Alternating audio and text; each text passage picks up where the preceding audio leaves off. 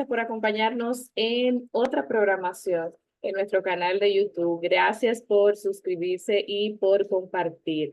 Señores, estamos hablando de reforma fiscal y quién mejor que don Virgilio Malagón, una persona que admiro mucho, un profesional que admiro mucho y que ha sido uno de los grandes defensores justamente de la clase media dominicana. En estos tiempos donde muchas situaciones se vislumbran y donde los informes hasta el momento que hemos visto con una posible reforma fiscal no han sido favorecedores, vamos a decir. Yo creo que nadie mejor que él para hablarnos de hacia dónde va más bien la República Dominicana con una posible reforma fiscal en estos tiempos. Don Virgilio, bienvenido a mi canal. Muchísimas gracias por aceptar esta entrevista. Bueno, para mí es un honor doble. Primero, una dama tan elegante y tan bien equipada en la azotea, como decimos aquí en el país. Gracias. Y segundo, una persona que merece todo mi afecto y aprecio por su impronta política a favor de aquellos que realmente lo necesitan. Y precisamente sobre este tema, de los que lo necesitan, yo quiero hacer un pequeño preámbulo muy breve. Y es, amigo lector, amigo radioescucha, amigo televidente, ha habido una distorsión histórica, sobre todo de esta nueva zurdocracia que está naciendo y está tomando cierto repunte en Estados Unidos, sobre todo.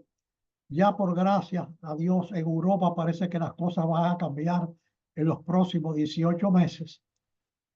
Este concepto de la clase media, de la pequeña burguesía y todos estos epítetos, señores, vamos a platanarnos un poco. Voy a ser muy coloquial, Priyanka, tú sabes, porque yo soy así cuando converso con mis amigos a través Excelente. de... Señores, la clase media otorga el 84% del empleo a las domésticas y demás servidumbre, que incluyen jardineros, plomeros, carpinteros. O sea, la clase media es el vehículo ideal de la canalización de recursos hacia esas clases trabajadoras. Entonces, obviamente, existe una gran dicotomía entre los que están arriba, que todo el mundo sabe quiénes son, y los privilegios que tienen, y los que están abajo, los pobres, que viven del populismo clientelar de los políticos de turno, ¿verdad? Entonces yo digo que la clase media es como un sándwich de jamón y queso.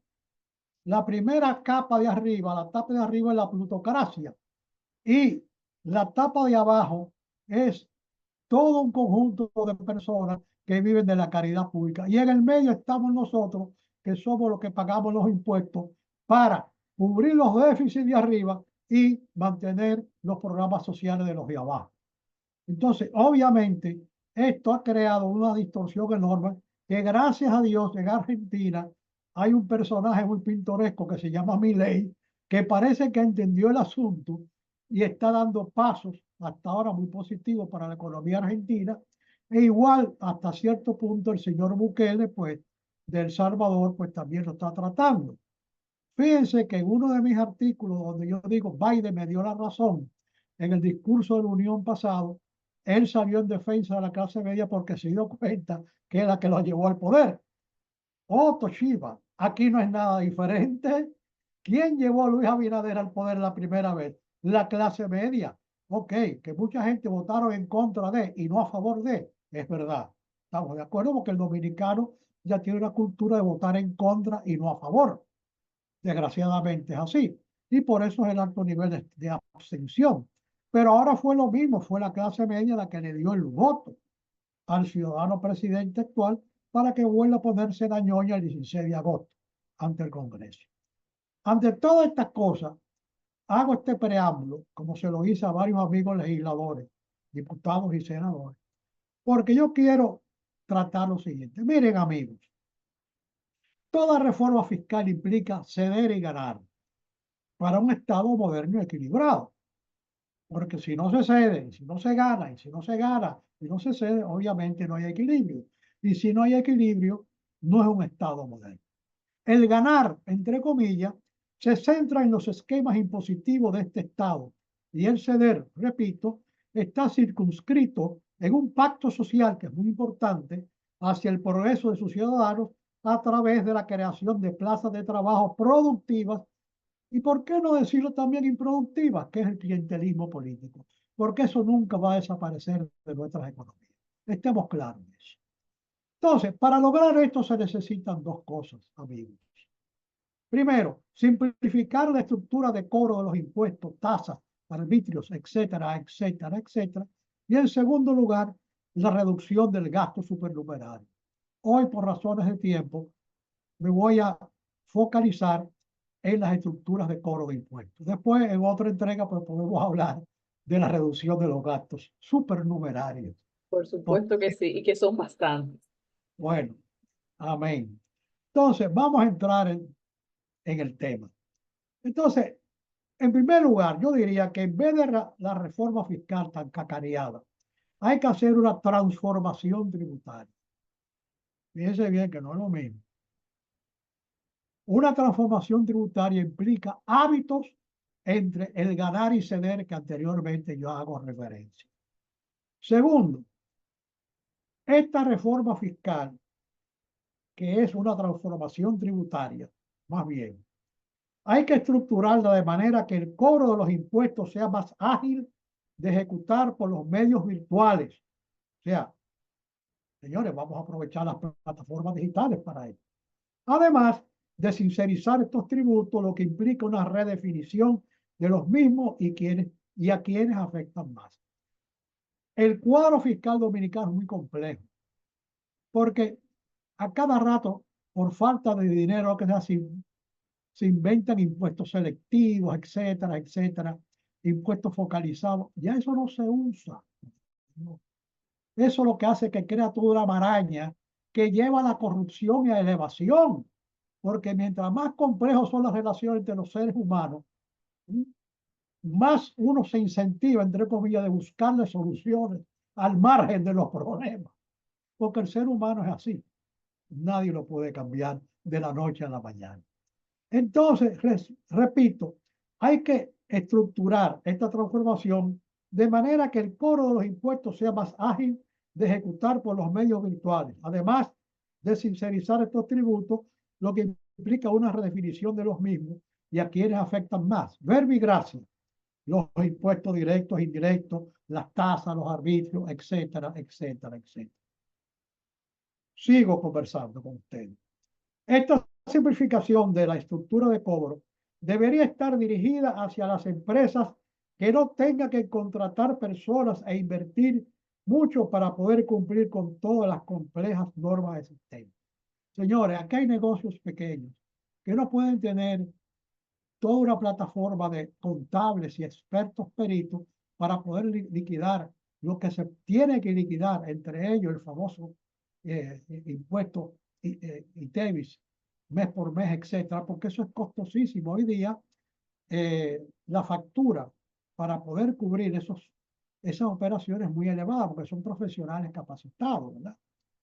Entonces, hay un caso muy específico que yo quiero hacer énfasis hoy aquí en tu programa para beneficio de todos aquellos que nos están viendo.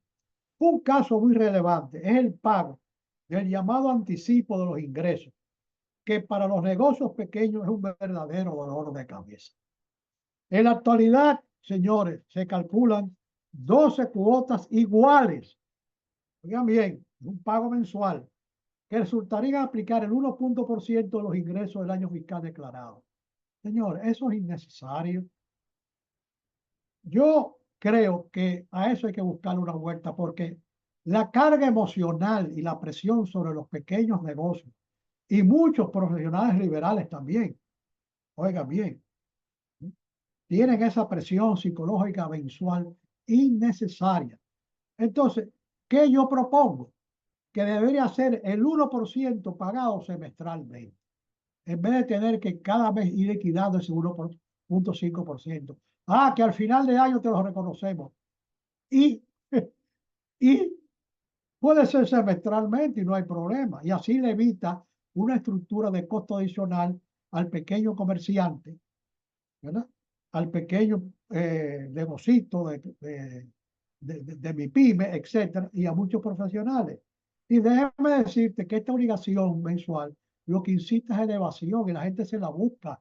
La gente no te acepta tarjetas, no nos pagan en efectivo. O sea, todo este tipo de tramoyas y de argucias para evadir el fisco es producto de esta innecesaria carga mensual que tiene la economía, ¿no? O sea, dominicana. Y que quiebra, perdón, don Virgilio, y que Sí. quiebra a la mayoría de las micro, pequeñas y pequeñas empresas. Y además, esto va en declive de aquellos que quieren de alguna forma emprender. O sea, aunque se han abierto muchas posibilidades, es casi imposible emprender en este país con la forma en que trabaja DGI justamente con esto. Nada más, esto es a lo mejor no saliéndome del tema, pero porque viene al final. Nada más abrir una cuenta de banco. Te piden hasta el certificado de función por adelantado. Es algo increíble, increíble. Pero bueno, yo repito que este impuesto, ¿verdad?, del anticipo, debería ser pagado semestralmente y solamente el 1%.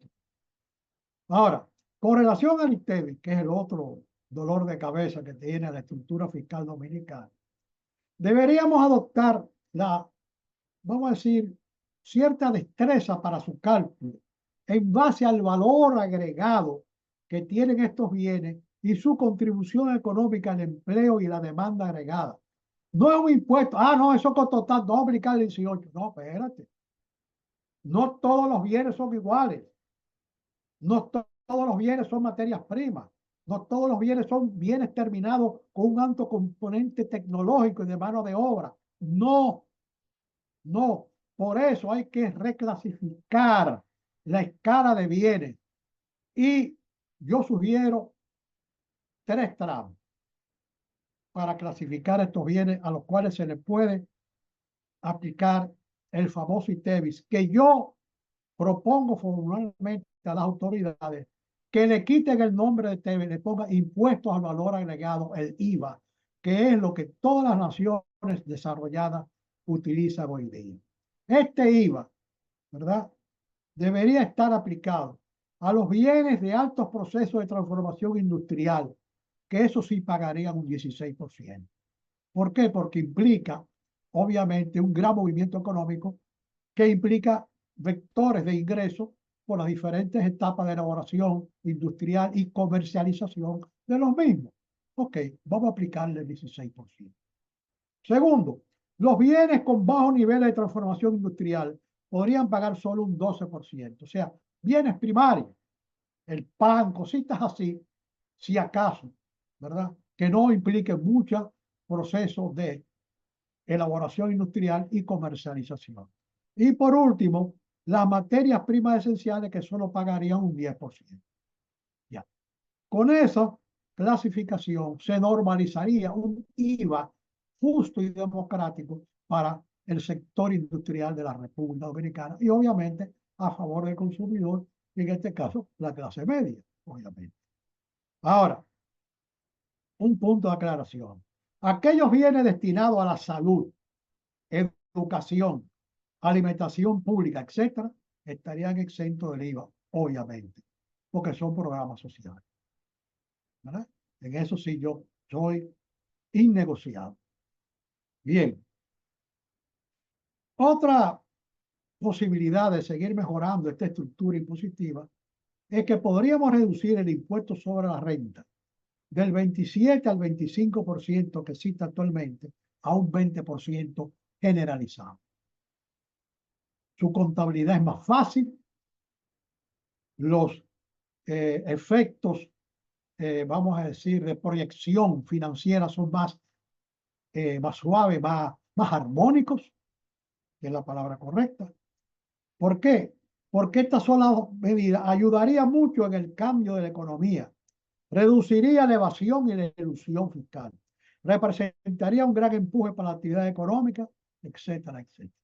Señores, mientras más complejas sean los cálculos y las estructuras fiscales, más argucias se inventan los peritos en estos menesteres para decirle al empresario, al industrial o al comerciante, mire, vamos a hacer esto así porque nos ahorramos tanto.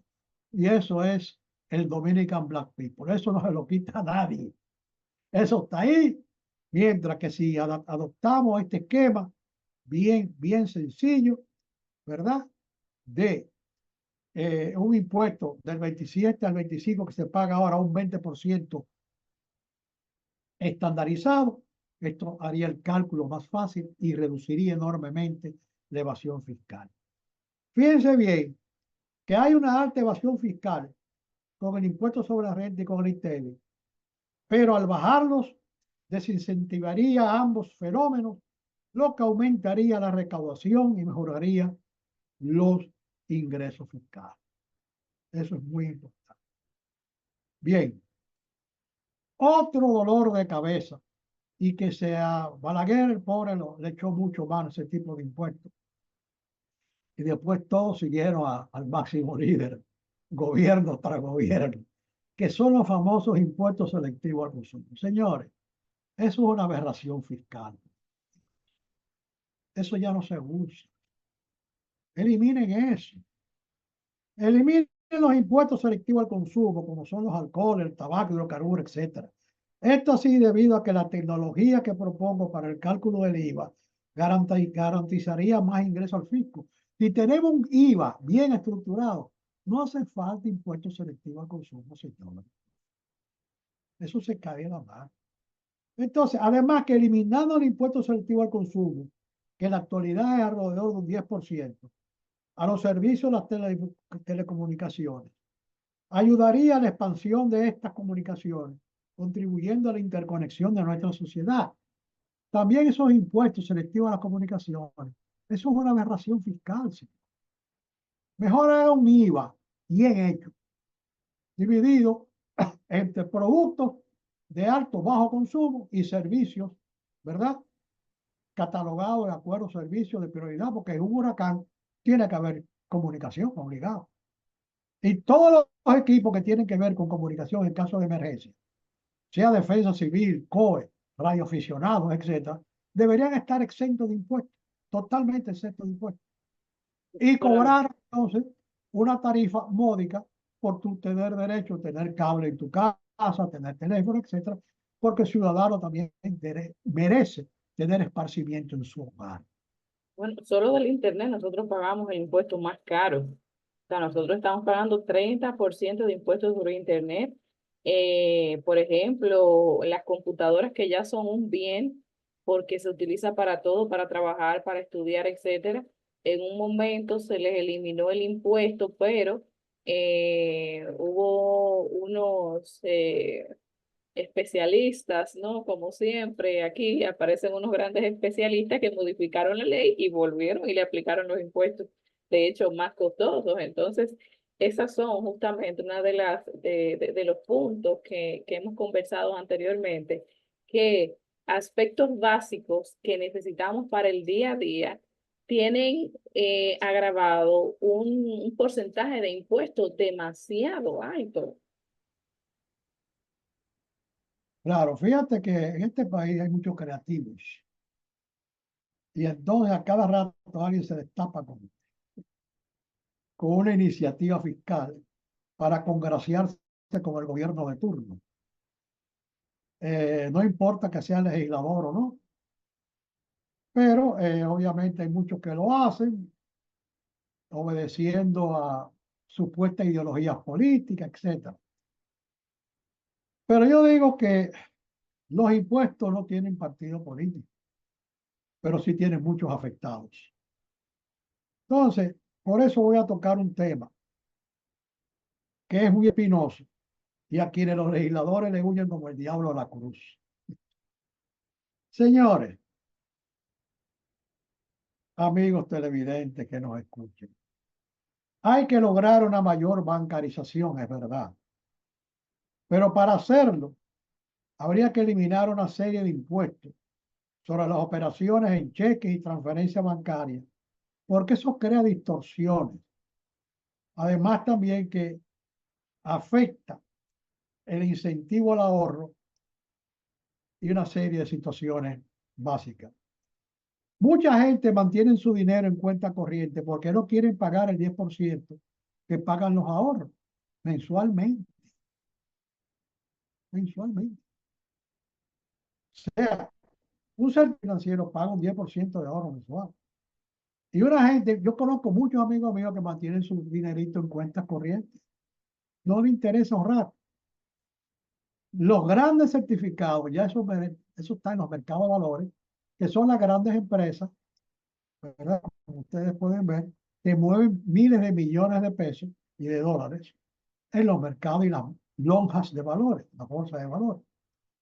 Entonces, eh, además, existe una penalización de un 16% que se le aplica a la transferencia de riesgo por vía de los seguros. Eso también hay que eliminarlo. ¿Sí? Señores, hay que ayudar a la clase media a que pueda asegurarse bajo tarifas económicas, sobre todo seguros de salud, porque de eso es hablar de la ARS y los impuestos, ya eso es otro tema. Pero por favor, señores, no penalicen más a la clase media con tantos impuestos a sus ahorros, a sus patrimonios, a sus operaciones de seguro, a sus operaciones de transferencia bancaria. Por Dios, señores. Vamos a hacer un buen IVA estructurado de acuerdo a la fórmula que yo le presenté al principio, porque de esa forma armónica y no una cuestión llena de disyuntivas interpretativas, lo que mueve es al fraude, a la evasión y sobre todo a la corrupción administrativa. Es cuanto tengo que decir por hoy, amigos televidentes. Don Virgilio, muchísimas gracias, como siempre, brillante en especial, porque como usted dijo al inicio, bien aplatanado para que se pueda entender. Déjeme decirle que lo quiero comprometer públicamente para que hablemos más adelante de las ARS, que es un punto que a mí me preocupa demasiado, que vengo tratando hace mucho tiempo, porque realmente nosotros necesitamos hacerle frente a todo lo que está sucediendo con las ARS en este país y que lamentablemente, como usted bien mencionó, es un punto que ningún legislador quiere tocar hasta el momento. Nosotros agradecemos a cada uno de ustedes, a don Virgilio, por acompañarnos. Ya sabe que tiene un compromiso también con nosotros con este tema de las ARS y ojalá podamos hacer también una conferencia pública vía Zoom, puede ser también para que otras tantas personas puedan escuchar sus planteamientos con respecto a una posible reforma fiscal y lo que realmente necesitamos en el país. Yo siempre he dicho que si nosotros mejoramos los impuestos, nosotros tendremos más y mejor recaudación y realmente tendremos un país mucho mejor organizado, pero al parecer eso no es lo que se quiere. Así que, don Virgilio, muchísimas gracias a ustedes. Recuerden suscribirse, recuerden compartir y muchísimas gracias por el apoyo de siempre. Señores, será hasta la próxima programación.